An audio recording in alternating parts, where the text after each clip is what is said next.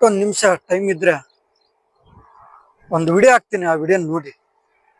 ಯಾಕಪ್ಪ ಅಂತಂದ್ರೆ ಮನಸ್ಸಿಗೆ ಬಹಳ ಬೇಜಾರಾಗುತ್ತೆ.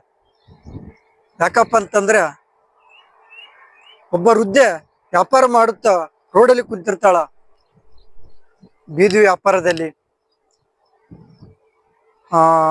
ಅಧಿಕಾರಿಗಳು ಬಂದು ಅದನ್ನೆಲ್ಲ ತೆಗೆದು ಕಸದ ಪುಟ್ಟಿಗೆ ಹಾಕ್ತಾರ, ಟ್ಯಾಕ್ಟ್ರಿಗೆ ಹಾಕ್ತಾರ ನೋಡಿ.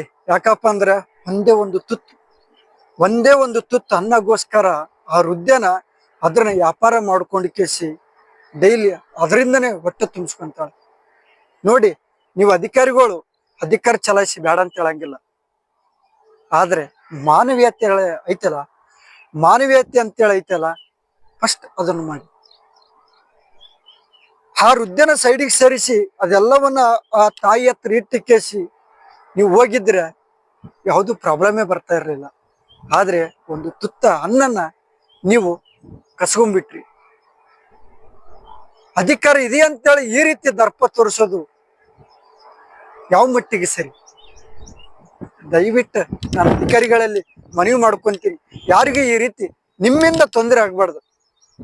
ಯಾಕಪ್ಪ ಅಂದ್ರೆ ಒಂದೇ ಒಂದು ತುತ್ತು ಅನ್ನಗೋಸ್ಕರ ಎಷ್ಟೋ ಜನ ಸಾಯ್ತಾ ಇದ್ದಾರೆ. ಆದ್ರ ಆ ವೃದ್ಧನ ಒಂದು ತುತ್ತು ಅನ್ನನ್ನ ನೀವು ಕಸ್ಕೊಂಡಿದ್ದೀರ. ದಯವಿಟ್ಟು ಈ ರೀತಿ ಎಲ್ಲಿನೂ ಮಾಡಬೇಡ ಅಂತೇಳಿ ನಾನು ಅಧಿಕಾರಿಗಳಲ್ಲಿ ಕೇಳ್ಕೊಳ್ತೇನೆ. ನಮಸ್ಕಾರ.